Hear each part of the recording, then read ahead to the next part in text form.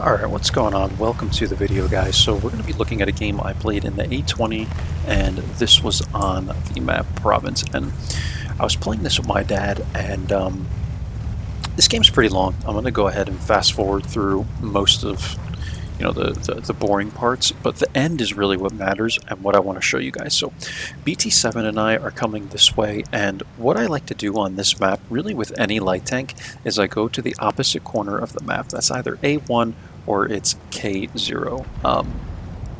I find these areas to be very, very effective at both doing spotting and damage. I know a lot of people like to try and run the center of this map. You can come here, you can come here. With a light tank, I prefer not to do that. The reason why is because I feel like once you're out there, it's very hard to get out of it if you need to, right? So I'm just taking some shots at the Stug here. I mean, there's really nothing exciting. Like I said, I'm going to 2x it, maybe even 4x it through this video, just to show you guys the end of the game where things got very, very interesting. So we light the Stug on fire, and this is great. But anyway, going back to what I was talking about, guys, you can watch in the background kind of what we're doing here. I don't like going to the mid because it's very hard to get out of here. It's very similar to I forget the desert map that has that huge ditch in the middle. When you run into that ditch, very, very hard to get out of the center. So it's no different on this map. This is a camping crossfire kind of map, and you really don't want to put yourself, I mean, I can understand why some people make this play. Sometimes it pays off, but you really don't want to put yourself in the middle of the map. I just feel like there's way too many crossfire opportunities if you get spotted. And yeah, talking about some crazy damage, guys, we were able to do 1200 damage just sitting here smacking shots into all these people. Unfortunately, we do have to use some APCRs. The pen is not great on these standard rounds. I think it's like 75 millimeters a pen. I want to say the gold is like 110. I could be wrong.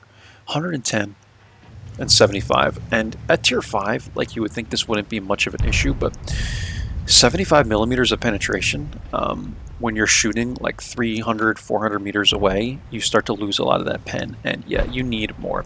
So my dad's getting some shots here into the enemy Wolverine, it looks like. And yeah, this is just a camping map.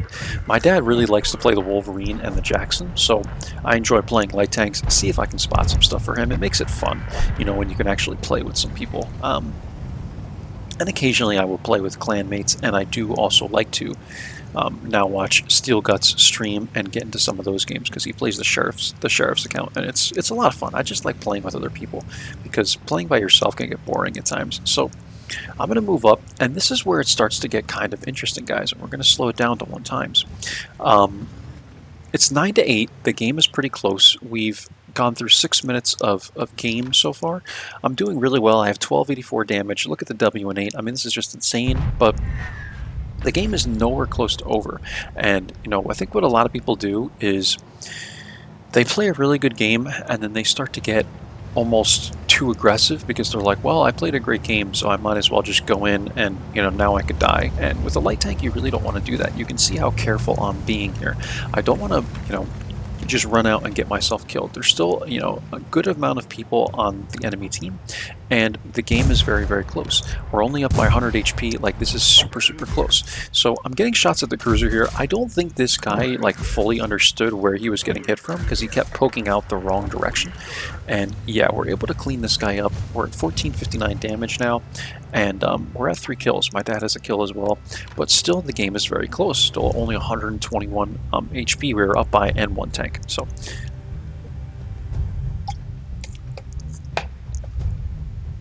at this point, what I'm doing, and I know maybe without XVM this is a little confusing, I can't really tell, but the Churchill was the only one over here. Actually, I think the map stuff is still up, but for whatever reason, XVM was having issues. Like, it's not loading anything, and I went to the website and nothing would load on XVM. So I don't know if it's like World of Tanks or whatever, because this replay took a really long time to open as well, so I'm not sure what's going on. But in any case, guys, I need to know where the Churchill is. I am certain that these 3 people are still over here. The RD doesn't really matter. Likely he's back in, you know, J1, K2, whatever, this area. But I'm not really concerned about the artillery tank. I need to know where the Churchill is because I know the Churchill will get crossfire on me if I go to spot this. And this is where it becomes really tricky to spot Province, because what happens is if you are going to poke up this way, you can get spotted. Some of these people might not have shots, but the Churchill will have shots, Artie might have shots, and then you're spotted here, and then it's like, how do you get out of here, right? You have to try and use the building to run away, and, you know, my TDs are sitting over here. Everyone is very passive, which is fine, but it's like, I need to be aware of where my TDs have shots, because you don't want to put yourself in, you know, a scenario where your TDs will not be able to support you. So on this map, it becomes really tricky because you have a lot of buildings here that can block fire from over here. Even though the crossfire can be really good, you have to be very cautious in how you proceed with this, because if you don't have the support of your TDs, you're going to get wrecked, right? I'm full HP, but it's just the case. So I'm going to come running over this way. I'm going to try and get in this bush. I'm looking to see if I can spot someone over here. I'm trying to pick away at these guys, but they're sitting way back now. Most of these guys are probably likely back in like J1, K2, and they're waiting for me. And I am almost certain that the Churchill hasn't gone back because I likely would have spotted him. So this guy is probably still lurking around in this area. We're going to fast forward a little bit more until we get to better part. I come running this way, and this is where I start to use the middle of the map. You can see how before I wasn't using the middle of the map, right? Now I'm starting to use the middle of the map because there's only 1, 2, 3, 4 enemy tanks and an enemy already left. And this is where it becomes not quite as dangerous. So what I'm going to do is I'm going to come up this way. I'm going to put this giant rock formation in between me and supposedly where the Churchill is. And yeah, we spot the M3 Lee, and now I'm in a predicament, right? I have to make sure my TDs are going to have shots at this guy. I don't know if they do. So luckily this guy who didn't seem like a very good player, I kind of just, you know, danced around here a little bit. He missed 2 shots. My dad did have shots at him. Someone else had shots at him. My dad ends up picking up the kill, and we're good to go. We've cleaned that guy up. It's 11-9. We're up 600 HP, and it's looking a little bit better. I'm at 1748 damage, 376 spotting. And what do we do from here? Well, we have a Panzer and we have this Sav, whatever, the M43, and that thing will really hurt. Like, the HE shells are brutal. So what I do, I poke here, I end up spotting the Churchill, and this guy does spot me. Now I'm trying to get shots into this guy, and this is where the pen becomes really, really annoying. And what happens, guys? The Churchill gets 2 shots into me, and then he ends up lighting me on fire. And this pisses me off so much because I feel like these game mechanics, and then we have the M43 come and YOLO me once he sees that I've been lit on fire, and he kills me. This is why spotting this map is so difficult, because I put myself in a situation here now where my TDs weren't able to hit this guy, my TDs weren't able to hit this guy, and now we have all these people that are just sitting here and they don't have shots. The T-28 was kind of very passive here. I don't know why this guy didn't try and push up with me, but it is what it is. He was even telling me to be quiet before. He's like, quiet? Like, some people that play this game, man, are just fucking weird. But in any case, guys, I put myself in a situation here where, I switched over to the T-28, where I didn't have the support of my TDs. Now, the Churchill lighting me on fire is very unfortunate. I haven't been racked in the last couple of days, but I swear to you guys, in the last session I played like maybe 30 games on Sunday. I got lit on fire 5 times in all kinds of different tanks. I don't know what it was, but the RNG was just awful that day. I was getting lit on fire in the 1375 and the even 90 and the LT432. I mean, the LT432, it happens a lot, but I think I got lit on fire in the lightweight as well. Like, I was just getting lit on fire everywhere. And I don't know why, but it is what it is, guys. We got lit on fire, but I would like to note that if the M43 penned me with HE, I think it does like 350 damage, maybe more. So in that case, even then, the fire from the Churchill might have been irrelevant, because that dude could have hit me like really hard. I might have been able to kill him, but then I probably would have got hit by something else, Artie or something, you know. I would have been really low on HP. Anyway, we ended up doing 1804 damage, 389 assist. I think there was some blind damage here. There might have been a little bit. But we're going to go ahead and watch the end of this game, and the Jackson ends up pressing the Churchill over here. The T-28 finally goes in. He's able to do, I think he kills this guy. Okay, Artie kills him, it looks like. And now the T-28 is going to push in, and it's really just the M43 left and the M44. So T-28 is going to push in here. They end up killing the M43. This guy gets wrecked by Artie, and now it's up to my dad. Here he comes. He's full HP. This shouldn't be an issue for him. Artie also gets a splash on him there. My dad's taking shots, and he's coming in for the kill. He's coming in, gets one into him.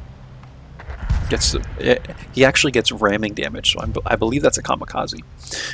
Anyway, my dad's able to clean this guy up, and yeah, for the two of us, this was actually a carry. I will show you guys the end plates, but just to recap, if you were to be in the situation, I think the play that I made was good. I don't particularly think anything I did was a mistake other than taking the second shot from the Churchill and getting lit on fire, but you never know when you're going to get lit on fire. This is an RNG thing, and I absolutely hate it. I really wish, and I know a lot of people would disagree with me here, but I really wish they would just take fires and racks out of the game entirely. It's fun when you rack other people, but I just feel like this is such an RNG based thing. I know a lot of people will aim for ammo racks, aim for engines specifically to try and light people on fire, but I feel like this game mechanic is so random, and oftentimes what happens is I feel like 95% of the time I get lit on fire, people aren't trying to aim for my rack, ammo rack, or aim for my engine. They just happen to light me on fire because it's RNG. And I don't like that. I don't like how that mechanic works because I feel like it just makes for really unlucky games, right? Like it makes the game more balanced against good players. You know what I mean? Like if that were to happen to you, like especially people that play light tanks, because it's more likely that you get lit on fire playing lights, right? They're so brittle, and I feel like if you're a good light tank player, it just makes it worse for you, but not necessarily better, because unless you're going to play TDs, right? But I play a lot of lights. With the ammo that I shoot, the tiny rounds, like you're not shooting these big rounds that TDs have, it's much less likely to light someone on fire, which I'd also like to note with the Churchill, because the Churchill has a very low caliber, and just the fact that this guy was able to light me on fire. But hopefully you guys get what I'm saying. I just wish they would take the RNG out of that, because I don't like the way that game mechanic works. I feel like it just leads to a lot of, you know, unlucky games that really, really piss you off if you end up getting racked or lit on fire. It just completely ruins your game. So that's my take on it, guys. I mean, I know a lot of people would hate that and probably disagree with it, but I feel like it just makes the game a lot less random. But, you know, definitely they should keep the RNG on penetration and damage. So I would come to this rock if you ever have to deal with this situation, guys, and you have someone over here. You can come to this rock. You're safe even if they're up on the hill. You know, you can see there's enough cover there. But just be, you know, cautious about TDs that might be sitting in here. But other than this final play here that I made, I don't think anything was questionable. This was a questionable play, but it's like, how else do you do this, right? How else do you spot this safely? I don't think there was any other way, because if you try and spot the Churchill, right, then you leave yourself open to shots here.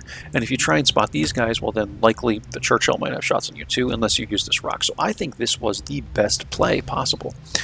Maybe some would disagree, but anyway, we ended up getting the win, so that's all I really care about. This was a freaking 14,000 WN8 game. Ridiculous, guys. So if you're ever looking to pad your WN8, this tank is very, very good at it, by the way. All right, let's finally take a look at the templates. I'll leave that open so I can get a snapshot for the video. But this ended up being a mastery. It was 1,916 damage. We did 11 module damage. The Stug, we got 5 of these. I'm not sure what we hit. Could have hit his engine, could have hit his ammo rack, whatever. 493 spotting, we got 5 spots. And look at this, guys. 1916 damage, 1624 damage. My dad and I together had 6 kills, and my maths are terrible, but this is what, like 3,600 damage or something that we did together. And look at the rest of the team. So I would like to think that my dad and I carried this game pretty well. You know, just given the stats, but sometimes the game is more than stats. Yeah, the Jackson, the other, actually my dad was in the Wolverine. I was thinking he was in the Jackson for a second. The Jackson had a good game. M44 stayed alive, so that's good. And he was able to get some good shots there at the end and stuff. But yeah, I mean, I think my dad and I combined did Yeah, definitely. I think we did more damage, the two of us together, than the entire rest of the team did combined.